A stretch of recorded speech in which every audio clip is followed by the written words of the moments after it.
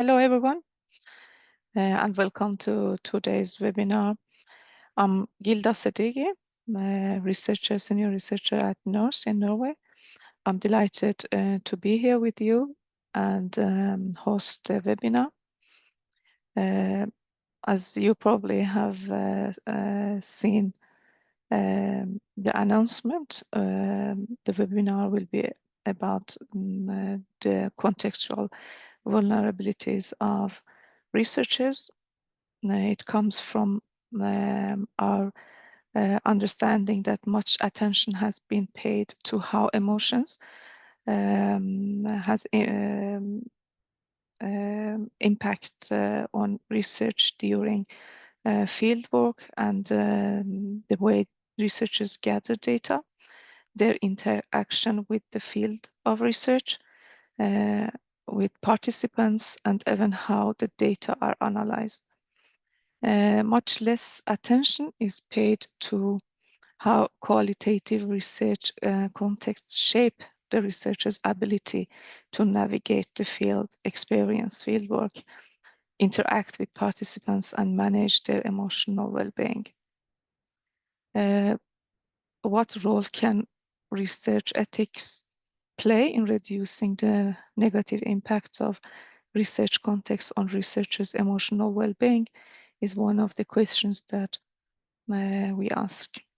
We can start the webinar with more provoking questions such as why research and educational institutions do not pay attention to this topic, and what are the unspoken assumptions behind the situation.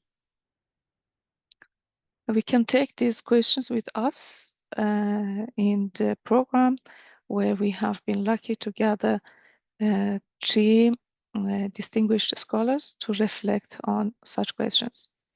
We will have with us Professor Andreas Onversetres from Uppsala University, with background in psychology of religion, postdoc researcher Katarina Maria Buropoulos, Department of Media Studies, University of Bergen, Vidar Enebakk, the head of the Secretariat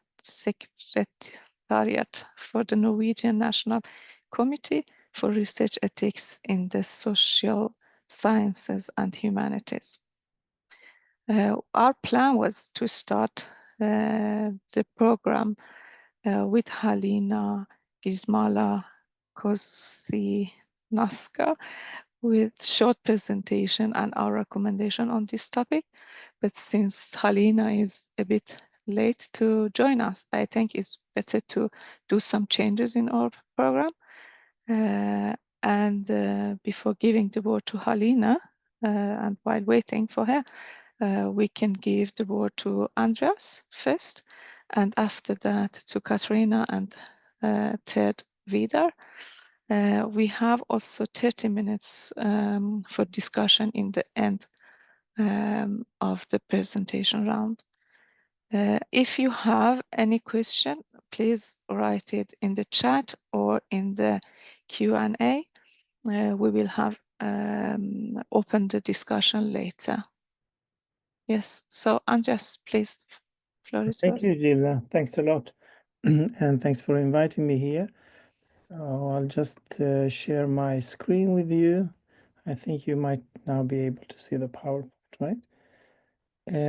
Well, so my name is Andreas, and I'm a professor in psychology of religion at Uppsala University. So before starting, and just give you a short background to who I am and what I've been done, or my personal maybe interest in this.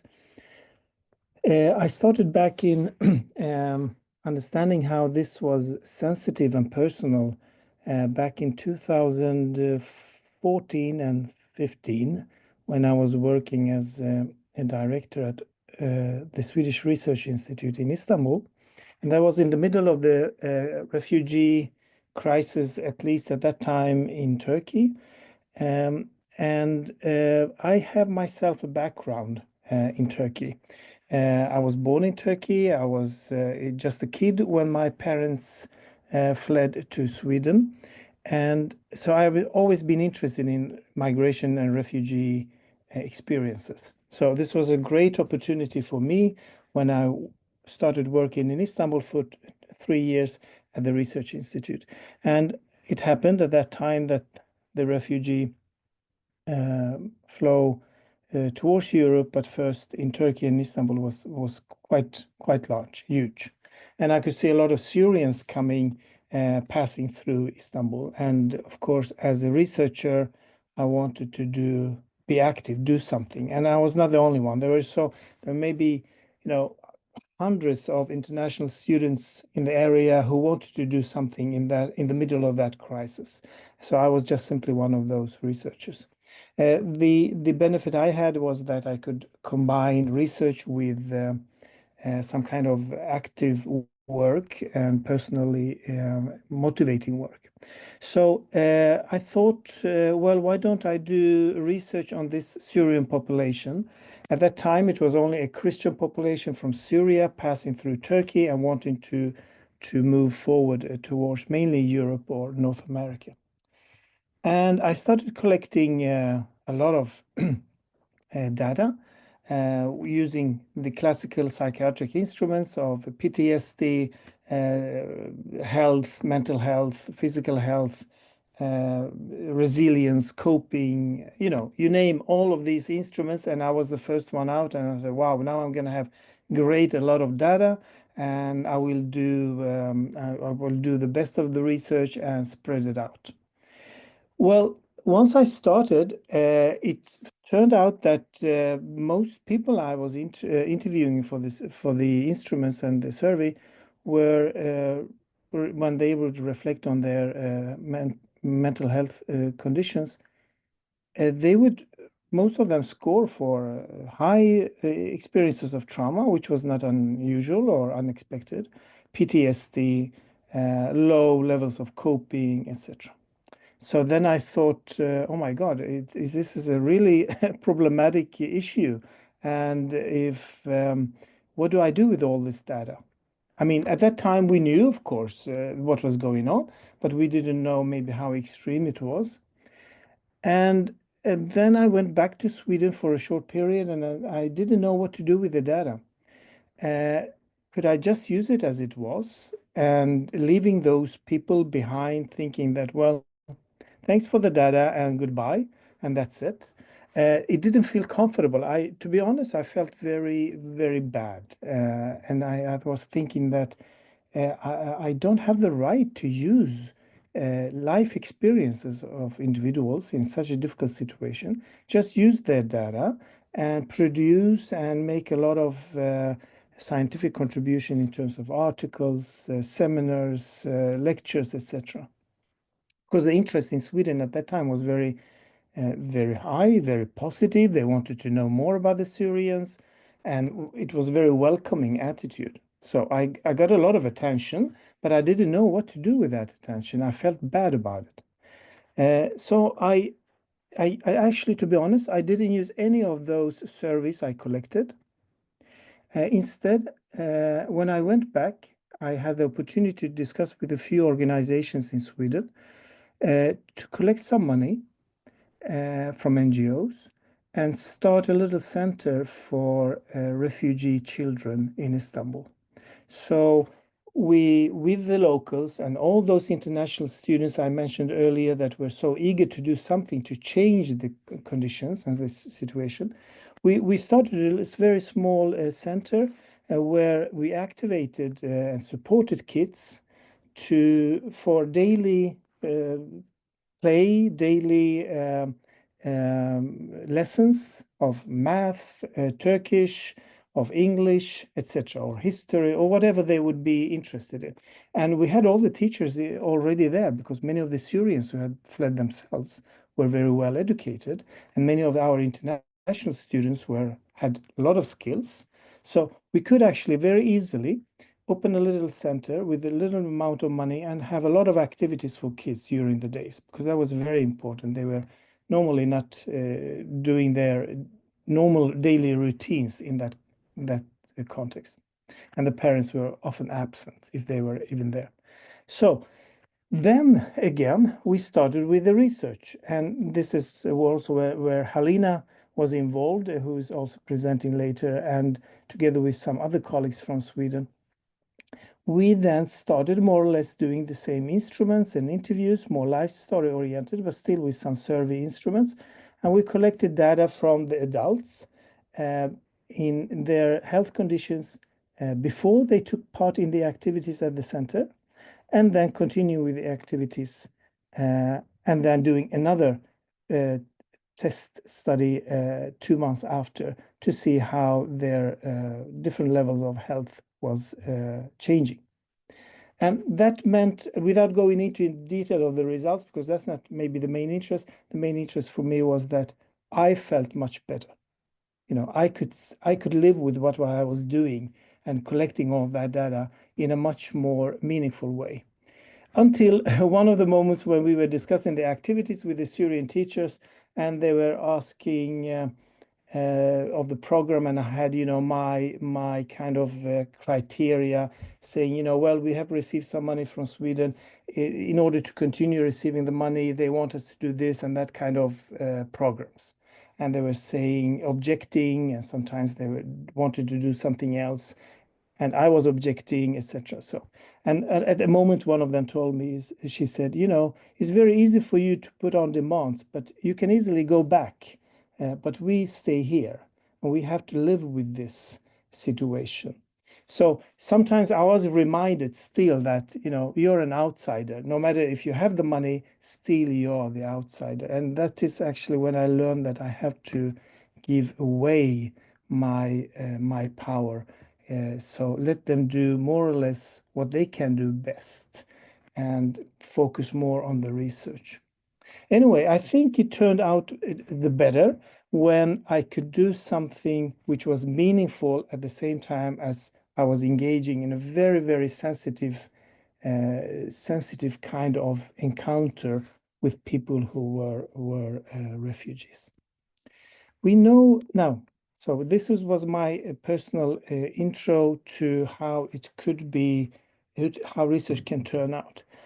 I would like to just say a few words about the necessity of self-care as a researcher. And you know a lot of this, and you have that also in the paper that Halina and maybe Gilda you will present later on. When you research on sensitive topics, it is a lot of level of emotional vulnerability and distress, which I also face myself. And that can result in feelings of guilt, which I had at that moment. How could I handle that guilt? It was a lot of sadness among both for me personally, because of my own personal background as a refugee as a kid, but also the things that you simply couldn't do, the powerlessness. And a lot of the international students who were volunteers there felt much better also when they could feel that, okay, the world is what it is globally. We can't do much about it, about the war, but we can do something very small here in Istanbul at that time.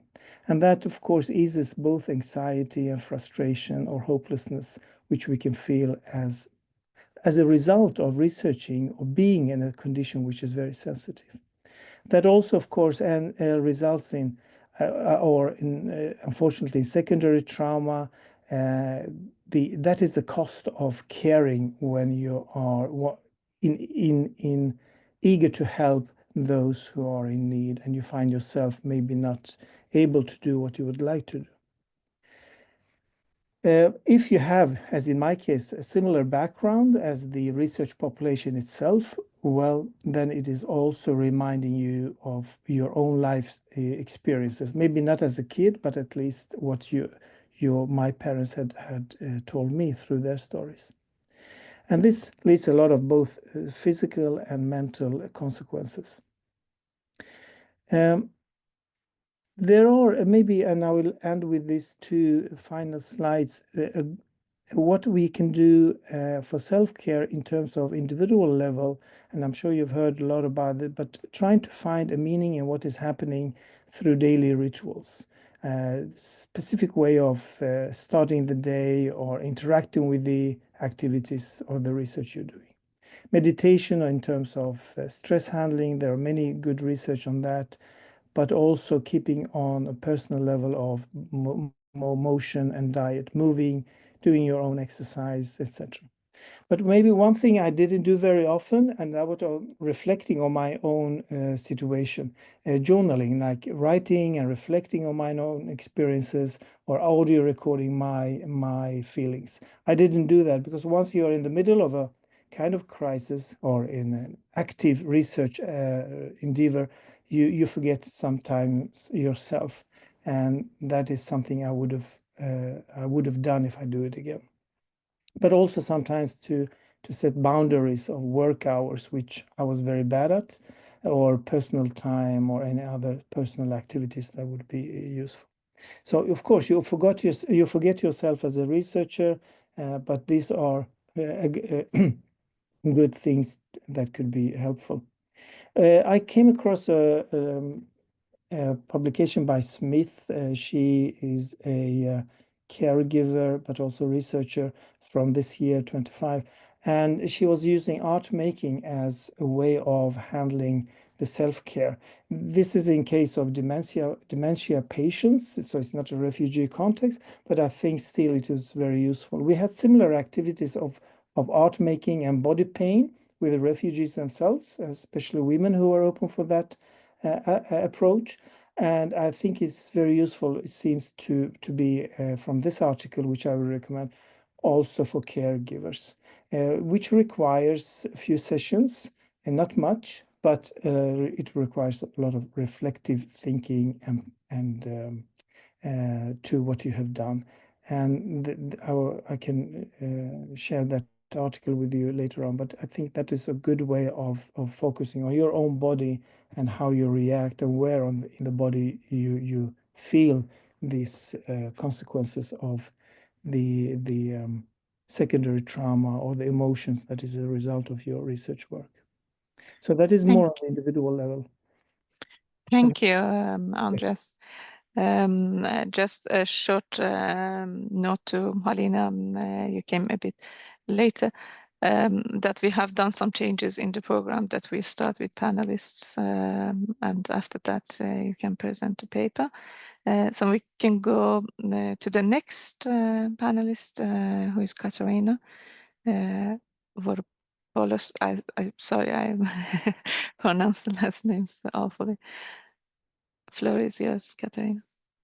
Yeah, hi everyone, and thanks for inviting me. I'm really happy to be here, and I'm really happy that you're organizing this webinar, as I really see the need for more discussion on this topic and exchange between colleagues and students. And yeah, my name is Katarina Maria Voropoulou, and I will tell you a little bit about my background.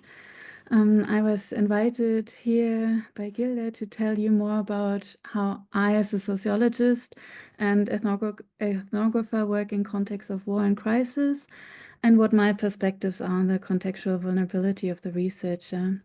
And the main point I want to make today is that it's really important to be prepared for the different forms of your own vulnerability, as we are all open to harm. And so my background in sociology of violence and so-called global social problems is based on extended ethnographic fieldworks in 3 sites so far.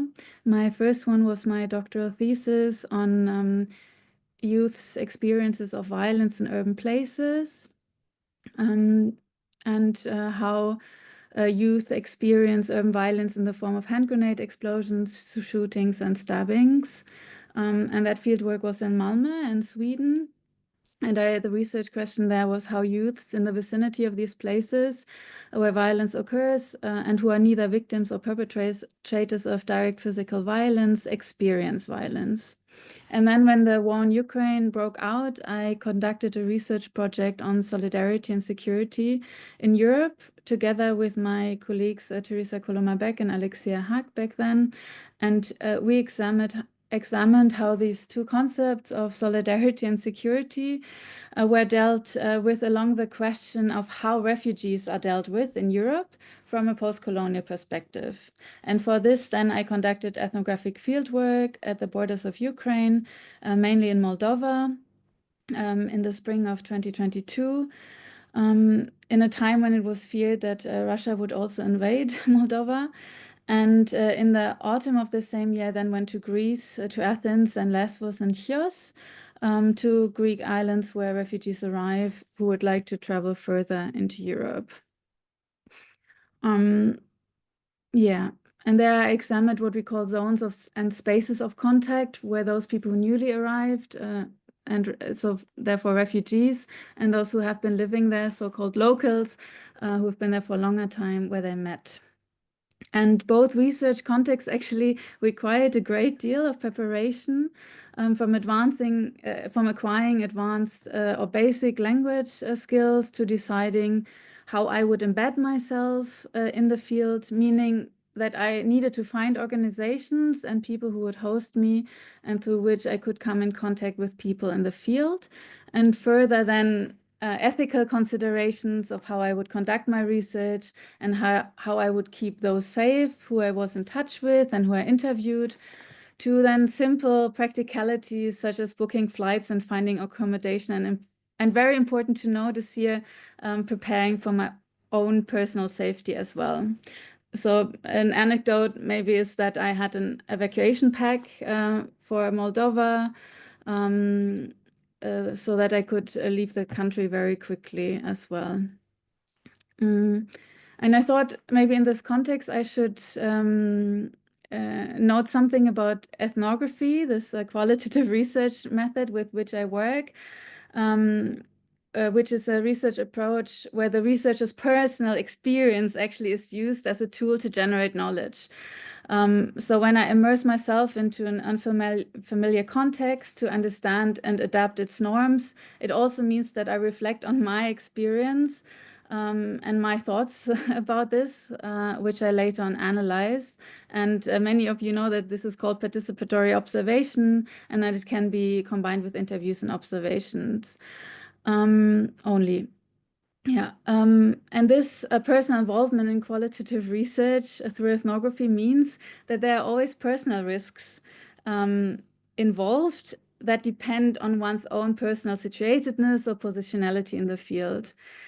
So I often hear colleagues or friends and family say, "Oh, and you're doing this as a woman," which is very problematic in my opinion, because from my experience, all personal markers can become risky when doing field work. Sexuality, religion, gender, class markers, outer appearance, political beliefs in the field. Everyone is vulnerable when doing research on sensitive topics. Yeah, so I thought in connection to the webinar, it would be, I wanted to share 3 problems that I have identified with qualitative social science research, and especially ethnographic research becoming more and more popular in a variety of academic disciplines these days, and also the dangers that come with qualitative social science research and ethnography going digital, and this development having happened very rapidly. So I think that along with the popularity of ethnography and qualitative social science research these days, is that for a lot of young researchers, the socialization into the method and the knowledge of its social history is missing or lacking. So this can mean that ethnographic classics have not been read and that preparations for field work that have been done in what I will call the classical ethnographic subjects, such as sociology and social anthropology, are not followed. So as many of you know, ethnography has a complicated history rooted in coloniality, and there has been a problematic understanding of the other. And this has been discussed at length, amongst others, in the writing culture debate. And if students have not read these debates, then I think yeah, that can translate into very practical problems when doing research. But reading many ethnographies also helps to gain an understanding not only for the social history and the developments and the formation of the figure of the researcher and qualitative social research, but also for challenges that can come up during fieldwork.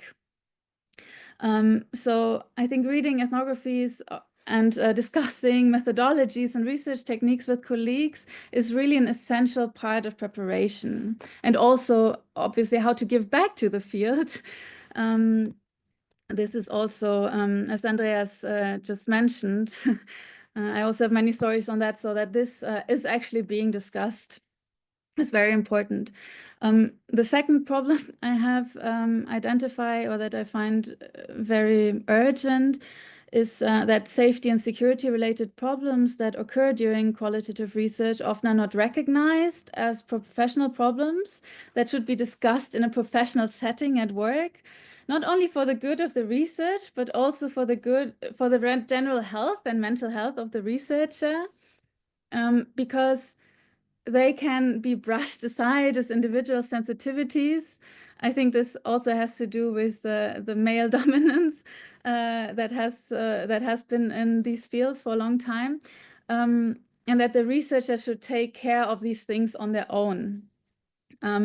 So as there are supervision and feedback or discussion rounds amongst colleagues working in the health professions or psychology, the same actually should be valid for those working with qualitative research or those wanting to do ethical and uphold good standards in qualitative research and ethnography.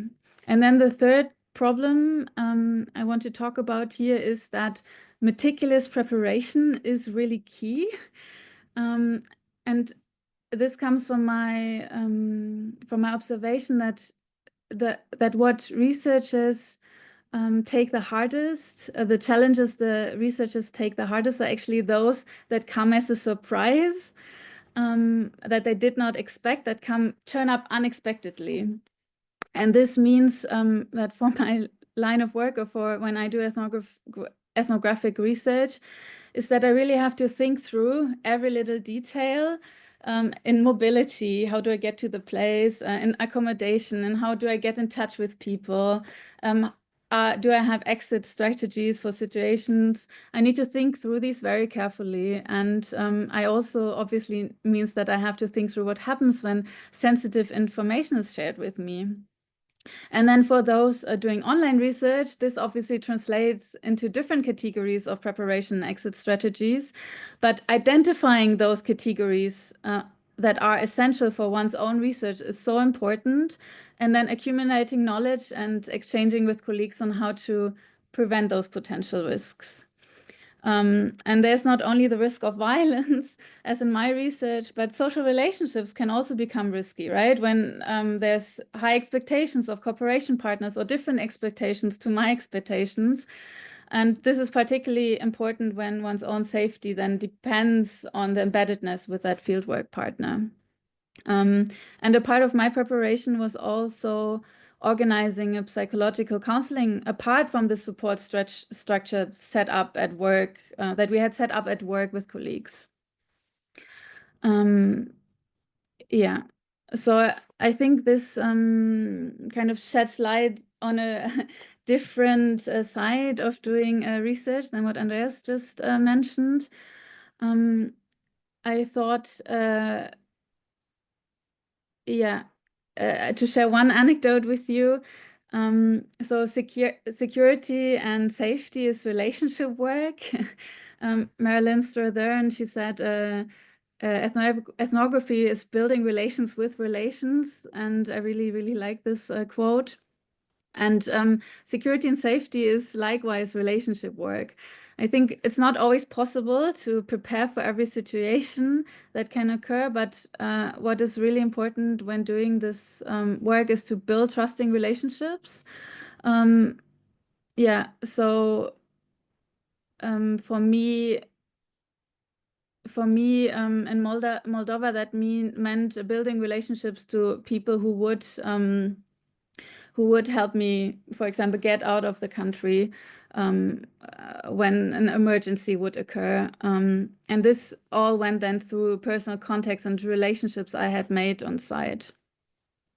I also have thought, sorry, Gilda, Yeah, that's fine. I just wanted to thank you. I have do you have one literature more? Yeah, sorry, I have just 3 literature recommendations, but I will just put them in the chat, I think. Yeah, please, thank you. Do that. We can give the floor to Vidūnaitė.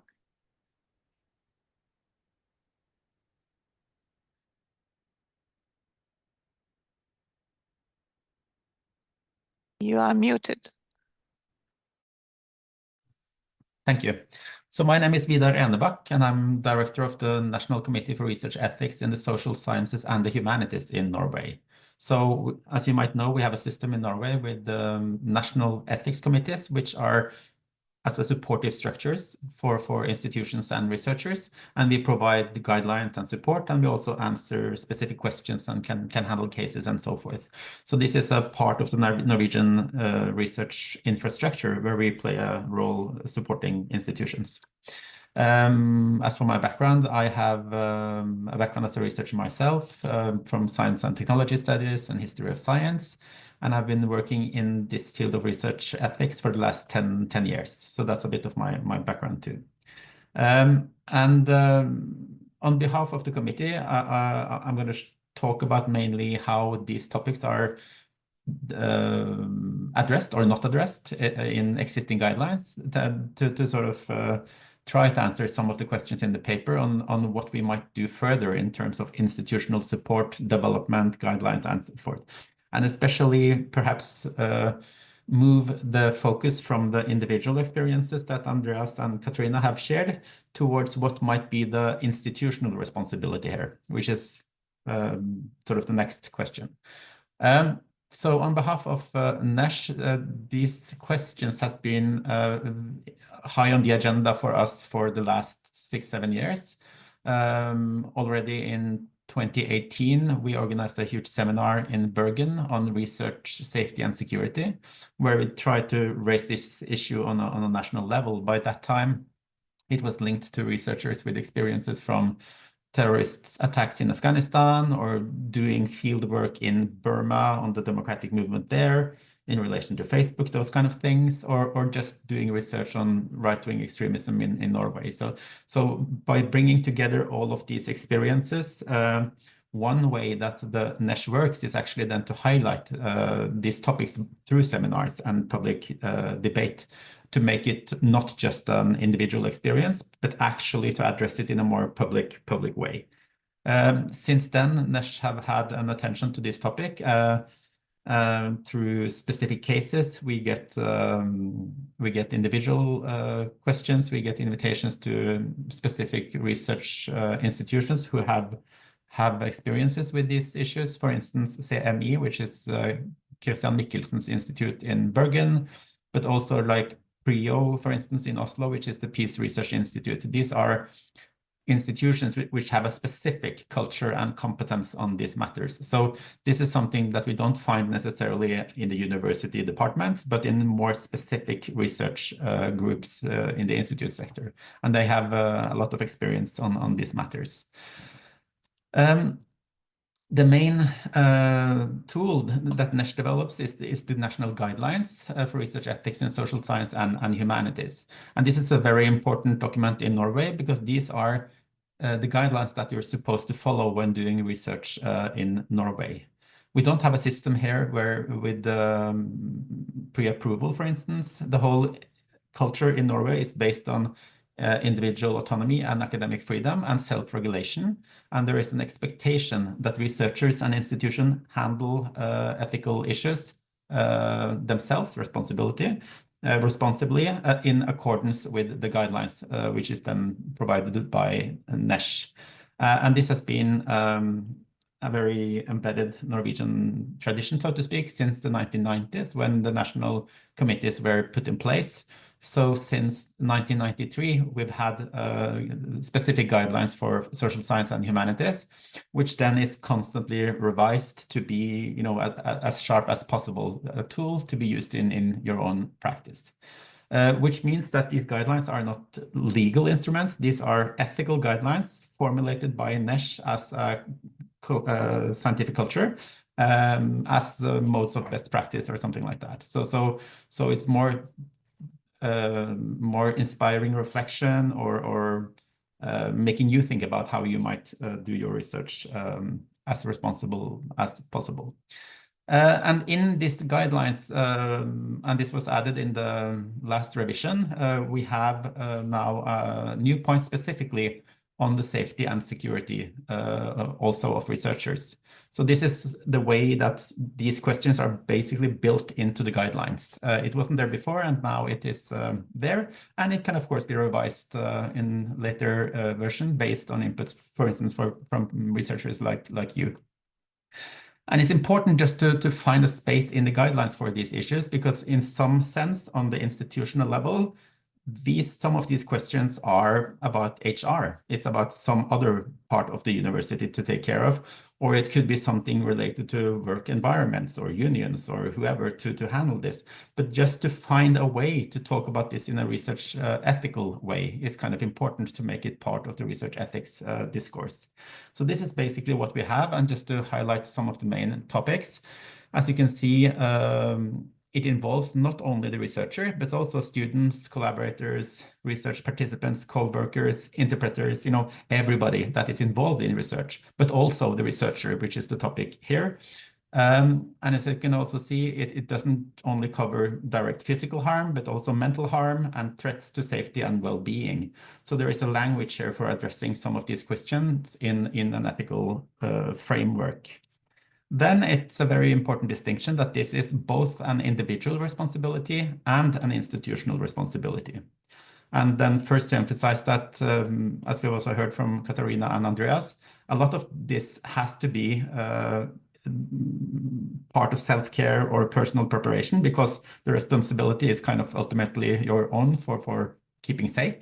But it's also important then to emphasize the last paragraph on the research institutions.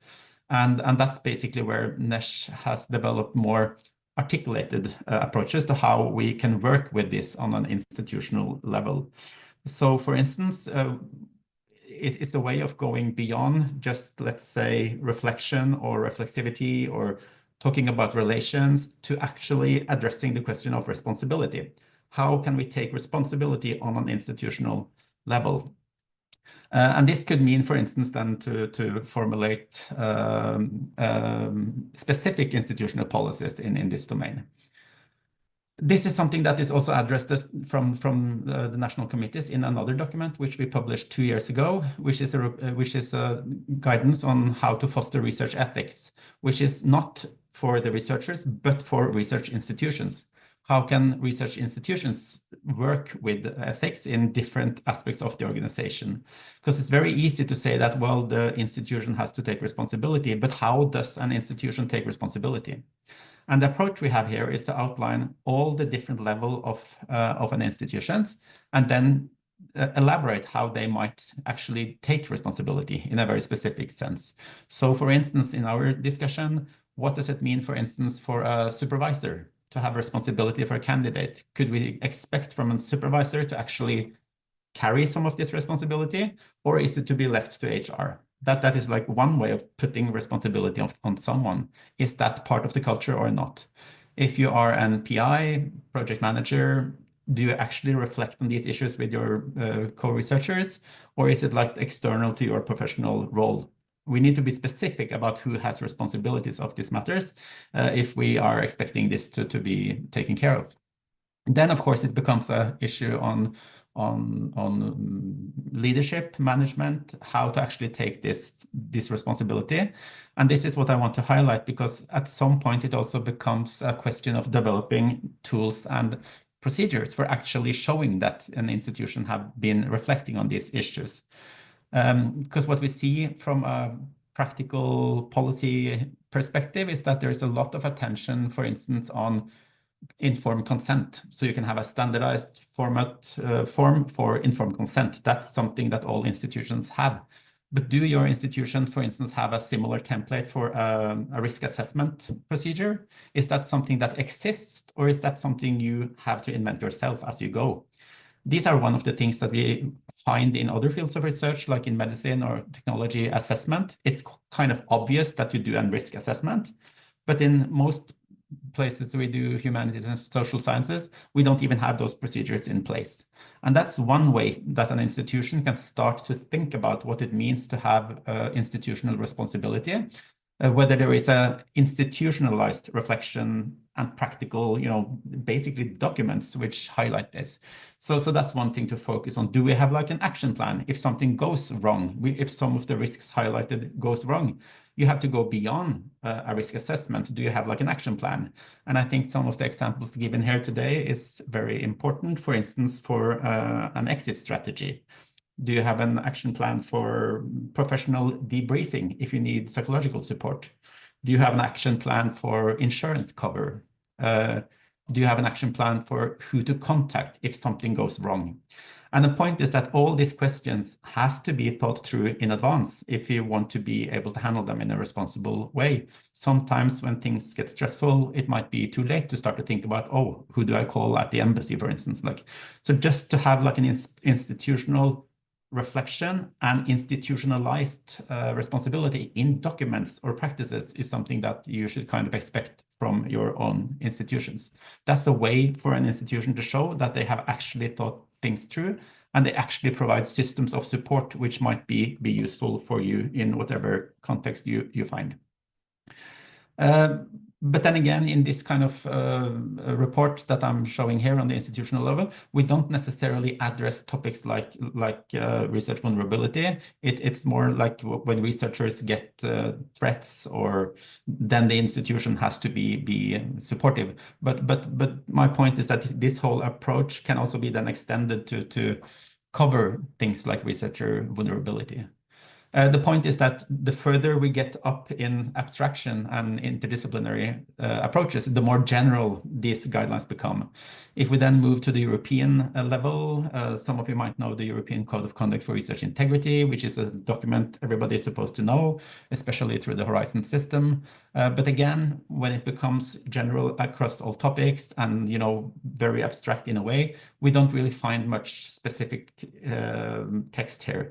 There is a point in the LEA Code of Conduct linked to the research environment that there should be institutional systems in place for protecting researchers who get threats or whistleblowers. But beyond that, it doesn't really articulate the kind of issues that we talk about here, which is why I think it's important also to highlight that some of these issues cannot be handled by the support system or the governance thing, because in qualitative research, it's so context specific and the experiences are often so individualized that it's hard to find general guidelines.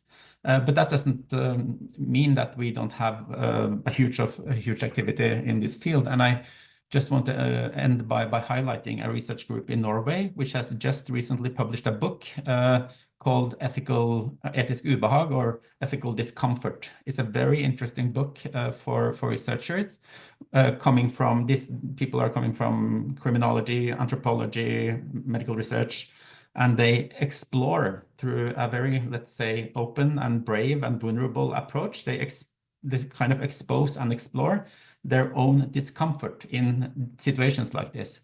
And then by linking their reflection very specifically to the guidelines from NESH, they kind of open up a space for how to talk and think and write and work as a researcher within the framework that the guidelines provide. So if you are familiar with Norwegian, and this will be a very, very relevant book for you to explore, because it kind of touches some of the same topics that you try to approach here today. So I think that's the main message, that we have, of course, also an ongoing discussion in different research groups highlighting these issues. And the guidelines can answer some of the question, but ultimately it has to be developed closer to practice, like in this seminar or in the previous seminar I mentioned with the CME. or like this research group. So I hope this book also can be an inspiration if you want to pursue these questions further. Thank you very much. Thank you, Vidar. Now we can probably continue with Halina and the presentation of the paper. And can you, do you know if you can share the screen? Yeah. Okay. First of all, good afternoon, and my apologies. I was sitting from 1:45 under a different link and getting more and more nervous. And finally, I was redirected to the right link. So apologies again. Before I start to present our paper, let me tell you a bit of my background. I'm in the research on refugees since 27 years. I've started them when I conducted research in the refugee centers in which people from former Yugoslavia have been evacuated when the Yugoslavian inferno started. Then I was going from center to center. I've encountered people among staff, very sadly and very strongly impacted by the kind of the work they have to do. But this went absolutely out of my radar. I was just considering it as the part of the research results. Like, okay, here are refugees and they are impacted by war. And here are people who are working with refugees and they are impacted by their work. And it didn't went any further than that. And my own reactions, which were very difficult, it was like the lack of sleep, exhaustion, headaches, and kind of asking basic question, what I'm going to do as a psychologist to help the situation. This sort of questions were just in the different part of my table. What I observe in the field and what I've seen personally did not mix. And then many years pass, and I've been acting as the supervisor of doctoral thesis. And my students who conducted their field work in difficult situations, like research conducted with the refugees from Africa, from Middle East, but also people who are economic migrants, but living in very difficult contexts, places in urban areas in Spain. And my students came back to me with just sharing painful experiences they have as the researchers. So basically, thanks to my students who came to me as to supervisor, I've just started to recognize that they are experiencing what we are calling vulnerability and connect this to my experience from years back, that it was vulnerability which was denied. I wasn't ready to admit this. And then this is the short presentation of my way, how I came to the vulnerability issue. And I would like to start by saying that the vulnerability represents kind of the researcher represents kind of the paradox. As the researchers, when we are going to the field, we are making sure that our camera works, that our dictaphone works, and all the equipment is in place. But somehow we did not care for the fact that we may, as the most important tool, not work. This is somehow escaping our attention. We consider ourselves perfect, untouchable. Unfortunately, this is not the case, especially in the qualitative research, and material tools are well protected. Researcher who is the tool stays unprotected and not really checked about capability to act in the situation. And in our paper, we were trying to specify 3 types of vulnerability. First of all, those who are originating from the obtained information which are very traumatic, which are causing vicarious and secondary trauma. Then information which are coming, not information, but just the context of research in which the research are conducted, which creates danger for researcher, which sometimes creates also danger for our respondent, which is basically context exposing us, exposing our collaborators to various kinds of danger. And then we are coming to the third point, which is a neglect from research institutions and ethical board of these options that our research make us vulnerable. And what are the types of neglect? First of all, in the research protocols, there is quite some space devoted to protection of our research participants.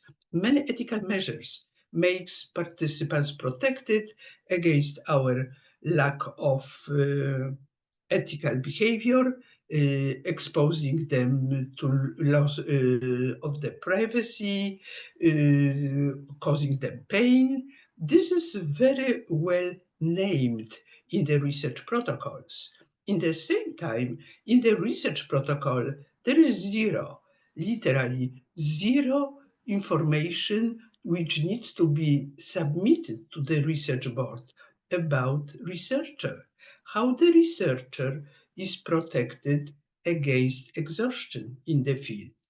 Is it enough time for conducting project and allowing researcher to have a rest between interviews? Those of us who are conducting fieldwork, they really know very well what does it mean to have 2 interviews per day, especially when the funds are very limited and when the topic of interviews is very heavy.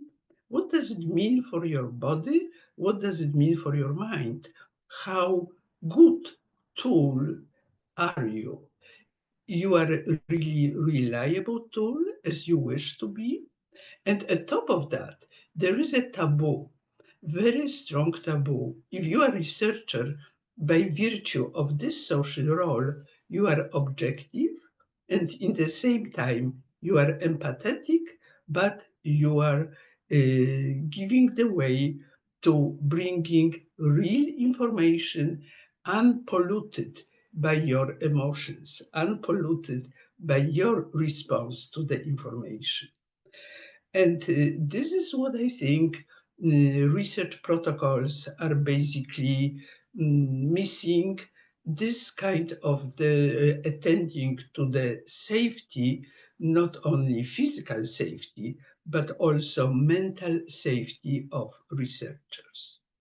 And in our paper, we are trying to make some recommendations how to change the situation, how to make situation more healthy. Literally, I think a term health, if we understand health in the broader sense, physically and mentally, this is the term which applies here.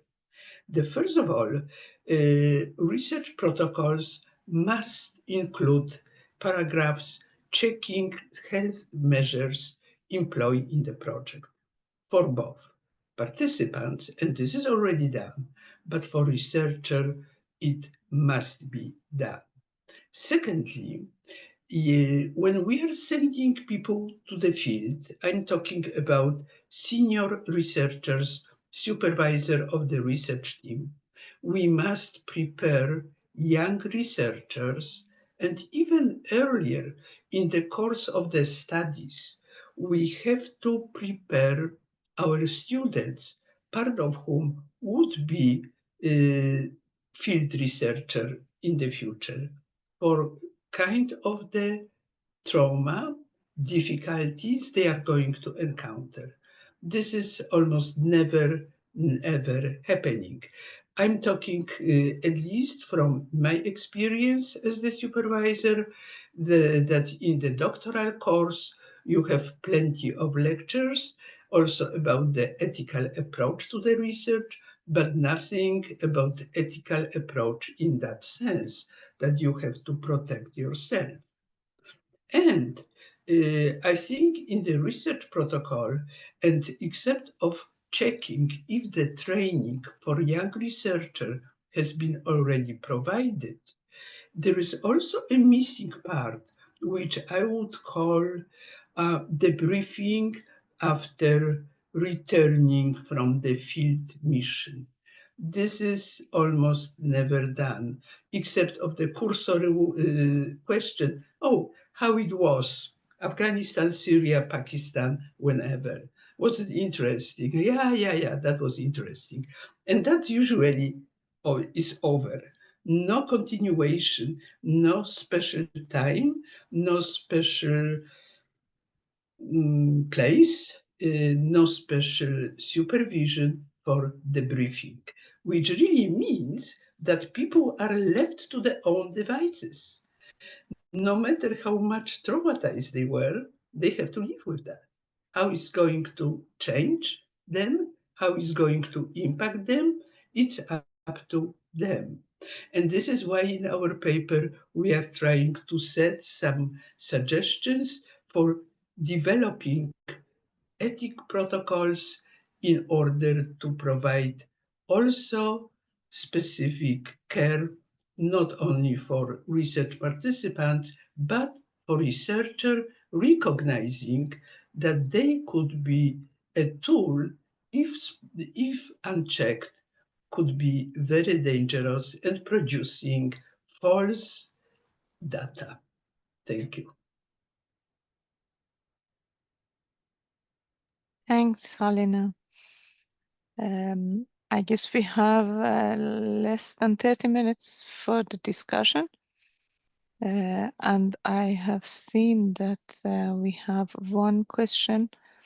I don't know if you can see it, Andreas. I think it was.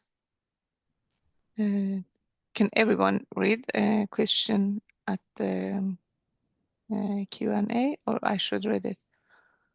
No. Maybe you can read it. Okay, I have to see where that. I think the first one was just a brief reflection from Theodora, but maybe the second one is addressing all of us, so that could be useful. Yeah, I see only one here. The question for all would be, how do we tackle this wider system of operation? Okay, I guess I need to read from the start in order to make sense of what wider system of operation refers to. While at the same time, some of other researchers shamelessly use people to take part in some research just to make cute graphs and spend money from foreign governments, claim that they are economic migrants, and inform them about the programs that aim to send them back to their countries of origin, so-called voluntary return. Then there is one link that I don't open it right now. So the question for all would be, how do we tackle these systems of operation and reproducing inequalities? I guess it's referring to how you can, within some systems where we are doing research, how we reflect on the system at the same time as we do research. Is that correct? Yeah. And here, how it might impact us as a researcher. I see also, you have answered the question. Yeah, well, I just answered the first one, which was reflecting just briefly, and then I won't say more. Maybe Vidar and Katarina can add I think this second one, how do we handle this oppression? I'm as Vidar, I'm also part of the Swedish National Ethical Board and part of the as a scientific secretary, and we review, let's say, about 20-25 applications each month. One of the points we look at specifically is, and as you know, is always reviewing the risk level of the project, which is at the core. So we don't put the participants in more risk than necessary. So here is a balance between what we want to do scientifically as researchers, and we want to do a lot, of course, as researchers, which means through the line a lot of data, right? Because that's our that is our material value, right? And at the same time balancing that against not putting the participants into more risk than necessary. There is always risk for the participants, but not more than necessary. So how do we balance that? And I think that is a very difficult part of our task as researchers, because if we continue gathering a lot of data, which I can sometimes see when I review all the applications we get at the board, is that the researchers want to do so much, collect so many instruments, and have so much data without maybe sometimes balancing whether that is really necessary. I mean, it is not so. So this is, I think, part of the oppression that we are doing. Just because it's knowledge-wise interesting or scientifically interesting, it doesn't mean that we should do it.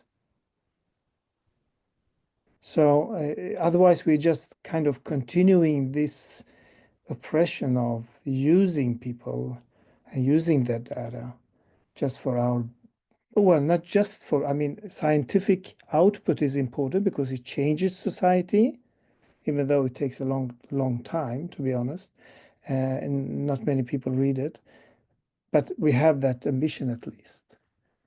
But there should be a balance. And I see a lot of applications where there is so much data gathering, but not balanced against the kind of risk that this also creates in terms of integrity issues, re-traumatization of the participants. So now I'm talking about the research participant, not about the researchers. Thank you.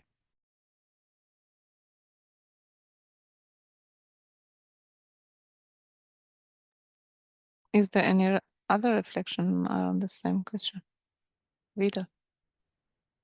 Well, as I understand the question from Theodora, it's about, the tension between, critical research who engages in all these practices of actually doing proper research, and then others who kind of do other kind of research, close to politics, and it's a bit frustrating and unfair. And how do we handle that? I mean, I guess that's too big a question for me to answer on as a research ethics, bureaucrat, because it's like research politics, policy, whatever. And but I guess the only thing you can do is actually to engage in that other research through criticism and debate and public debate, and actually also show other people how the quality or the interests of that research might not make the research, trustworthy or whatever, which again raises new levels of discomfort and emotional pressure, because I mean, then they get angry or the politicians get angry, but I can't see any research ethical answer other than actually engaging in also public debate and critique on that other knowledge being produced on topics that you are an expert on.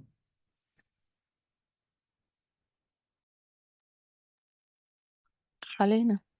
Yes, I think that as the researchers, maybe also for their own mental hygiene, we have to do whatever is doable, at least to pay back in one way to or another to the community from which we are taking our data.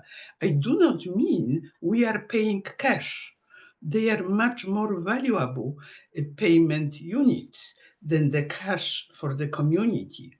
For example, if we can take some advocacy for the community and to feel that we are taking, but we are giving back. I would say that attempts to pay, to offer cash, it's not terribly ethical because usually it serves one person. But if you can take advocacy measures for the community to help them to get better understood by the local context in which they are living, you already contributing. And I think it's something which can help you to come to terms with what you are doing, just kind of practical observation. Thank you. Katerina, you have your hand up. Yeah, well, I guess this is a very complex question. I just want to react to what was said before. I think in terms of representation, like, yeah, this is a very, let's say, sensitive field. I for myself do not want to speak for the communities I work with. I think it's more important to use the research to kind of make the research, give the research an own voice, and let the people I worked with have, keep this separate, that they have their voice, obviously, and then the research kind of restructures and has an own voice for itself. So I think it's really important to not trap into this representation fallacy there. But then also regarding the question, Theodore, I think it's like there's something that you can do on an individual level, as was said before, as not doing this kind of research that is problematic, obviously, and then asking these questions that you are asking and providing critique on this research that is being done. And I think there one actually has often more power than one thinks, especially if you're in direct contact with these colleagues. And asking them why they do that personally, for example. But I also do not have a perfect answer for tackling the wider systems. I think that's something as this workshop intends to do, for example, like gathering several voices and bringing people together and discussing this in a format like this, for example, could be a way, but I do not have a perfect answer for this. It's a good question to ask. Myself, I have a question to Andreas, since we don't have any other question sent to us. I was thinking if you could reflect on Vidar's presentation about though there are some individual supports as individual level for researchers, and there are often some lacks at the institutional level, and I totally agree that not everything should be institutionalized, and there should be always room for thinking critically on your action and your feeling and everything, but at the same time there should be also some institutionalized ethics, or at least what Halina called briefing system, or there are so many different things one can do. But based on your experience and your role, what are the dilemmas to have more institutionalized support for researchers, specifically on emotional well-being? Thank you. That's a difficult, maybe a difficult question, but I'll see. I think several of you touched upon that, about this supervision and the debriefing that is needed at the departmental or institutional level. one of the maybe, and I agree, I mean, often when we review the research projects, we ask whether there is a professional support for the research participants in case they need it, but we never ask about any support for the researchers themselves. So there is definitely a need of that, at least in Sweden, and I'm sure it's the same in Norway, Vidar, right? That the responsible for the research project, the data handling, or whatever is taking place is always the research principal, that is the department unit. So at the end, juridically, that's a responsible unit. So it goes back there. And here, probably in Sweden, we will see more and more in the close future that the principal, research principal will need to take more responsibility here. And one of them should be also the researchers' situation as well. Maybe one of my own experience is in the humanities, we are working very individually often in research projects. We might be one, sometimes two, but not many more in terms of researchers in projects. Maybe compared to, for example, medical research or other scientific areas where some of us have experience of. So when you work individually in your own room, chamber, it is not much often you have this possibilities of debriefing with, peers. It is very often on your own, and you have to tackle all these challenges by your own, and it becomes more invisible, all these challenges. So I am very much for more teamwork in research, and I think when you do work with other researchers together, then you face these challenges also together, and you're pushed to handle them as a team. So I think that would be maybe one of the best approaches to open up for more teamwork in different ways, even if you have your own individual project, but still trying to find clusters of researchers who can work together and share experiences. Yeah, and I'll invite the others, Katarina and maybe Vidar, also to reflect on that. Yes, Vidar. Yes, thank you. And those are interesting reflection, how to sort of make the to find a community to share it with. And then, of course, there are levels of organization, whether that is research groups or other formats, the PI, whoever takes that responsibility. These are some of the questions that we handle in the national guidance for the institutions, that sometimes it's just about for the people in charge who has responsibility to provide space or place for those questions to be discussed. It could even be a seminar, a monthly seminar to debrief or discuss ethical topics. That's not usually in place in departments or institutes, just to provide a space where people can talk about stuff like this, the way that you do in this webinar. So sometimes the solutions are actually very simple. It doesn't even have to be an organized research group or a teamwork even, but just as part of a research culture to find time and space to talk about things like this. And the fact that this is lacking is in itself, I think, an important issue when thinking about institutional responsibility. It should be provided time and space and resources for these things to be addressed.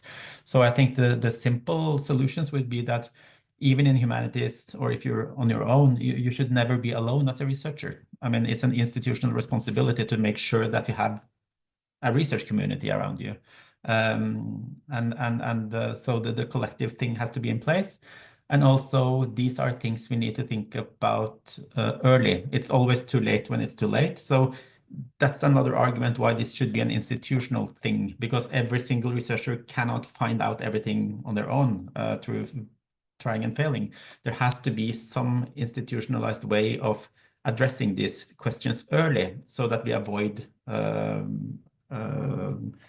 people sort of trying and failing too much. So that's why, so you should never, it should not be individual but collective, and it should always be early and not too late. So those are simple. Sometimes it's very easy. The easiest guidelines are sometimes the best. Yes, thank you.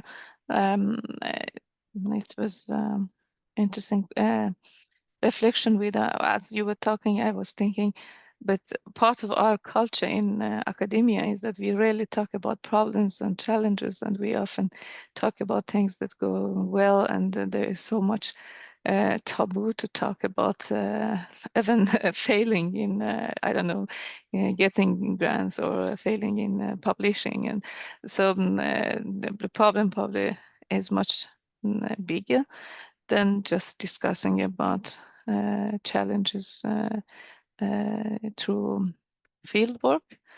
So it's part of our, has become part of a culture, work culture, I guess, that needs to be addressed more and paid more attention, that failure is a part of the work. And yeah, that was my just reflection where you were talking. Yeah. Andreas, you have your hand. Gilda, can I just add, maybe it doesn't, but I think it goes back a little still to the classical issues of, let's call it soft knowledge, hard knowledge, or quantitative, qualitative, etc. It is like if you start researching on your own and you have too personal attachment to what you're doing as a researcher, it can be interpreted as a weakness by others. At least that's assumption I have. Maybe I'm wrong, but I have that sense that, you know, when you're too involved or too subjective or too personal, then that could be interpreted as a weakness in research. And so you become a little vulnerable yourself when you're doing research where you're very involved personally, because you're, at least I have that feeling that, well, maybe my research will not be taken seriously because it is a lot about my own attachment or experiences, or I'm too involved in this.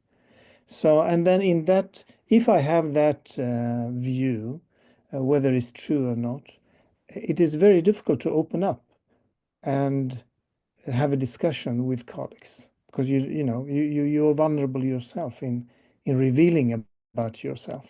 So I think there is this idea of knowledge still in the background of our minds. Thank you. Thank you, Vida. You're muted. Thank you. Yes, and I mean, all these reflections are contextual, and within the institution today, there are dominant paradigms for what is being regarded as scientific, and some of those norms are also constituted through the ethical committees themselves. So if there is a bias towards, lab-based biomedical research with a protocol and this and that, then you might even have a challenge convincing a research ethics board because you're doing something that is in the field, which is, engagement, empathy driven. So then it goes back to the structure and the norms, which has been institutionalized in the ethical committees, because they carry themselves maybe a biomedical bias, which is problematic, which is another big discussion which is going on in Europe today, like whether we also need to develop other systems for ethical governance, not on the biomedical domain, but like we have in Norway, like ethical committees in social science and humanities, according to the norms and practices in that research field. So maybe we need to go one level up on governance too, to talk about maybe part of the problem is that we have biomedically biased ethical committees, which makes these kind of approaches less scientific or more engaged. So maybe that's also part of the bigger discussion, because these norms or models of science, it's not just like in your heads or our heads, they are also institutionalized. So we always need to think about how to make the framework appropriate for the kind of research that you do. And then it would be much better to have like a more contextually sensitive ethical committee, which could actually engage in the kind of research practices and values and norms that you base your research on. So this is something that we also discuss in our broader European organizations on how to expand our thinking about how to institutionalize ethics. And also, Andreas, as you probably know very well, the whole debate in Sweden about the new research ethics law, which has been very debated in Sweden, carries also some of these bigger questions, like how should a research ethics law on a national level be articulated to be appropriate for research? So somehow the issues are the sort of small questions that we ask in every single project is also part of this bigger institutional framework that we need to engage in a critical way, like they did in Sweden, where about 2,500 researchers signed up against the ministry to say that this law won't work. We need a better research ethics law. So again, it shows that there, even though it's like institutions and big, it's just made by people. It can be changed, but it takes engagement and activity from researchers to change those structures. Thank you. Before I give the microphone to Katarina, I just want to thank you everyone that has been here and listened to us. We have only 4 minutes, and that will go to you, Katarina, and I guess after that it will automatically be closed. Thanks, Gilda. I don't think I need 4 minutes. Yeah, the point I made is in my presentation is that there's actually like a tradition of research where the sensitivities of the individual researcher have been looked at quite extensively, and that is ethnography. And for example, if you look at the Journal of Contemporary Ethnography, you find a lot of articles that actually deal with questions of ethics, and they involve like autobiography or autoethnography, and yeah, questions of how to deal with these things. And I think by since these ethnographic, or in terms more involved, let's say more in where the researcher is more involved with their emotions in the research subject, as this way of working becomes more and more popular, I think it can make sense to look at this part of the literature yeah, for inspiration. But yeah, what I really wanted to underline is that I want to second again that I think it's so crucial to exchange with colleagues, and where I really found the best advice was in a methodological working group on questions of violence, or for researchers working on violence, for example, that spread amongst many different cities. Back then in Germany, and people would just meet, and it wasn't super costly. We had to pay train rides, but that was really, really helpful to, yeah, for the good of my own research to have this exchange. Thanks. You mentioned autoethnography, and myself, I have used it, but I learned about it 2 years after I finished my PhD, and no one had told me about that. So I found myself that it was extremely important method to learn how to reflect on the emotion and the way you navigate through fieldwork. And that's probably why having people around you who can support and give advice is important. So we have only 1 minute, and I think it's time to thank everyone that have been here and contributed to the discussion. It was really fruitful for us that are writing the paper, and we will develop it further. Since there is no other question, I just thanks and say goodbye to you. Thank you very much. Bye. Thank you. Bye.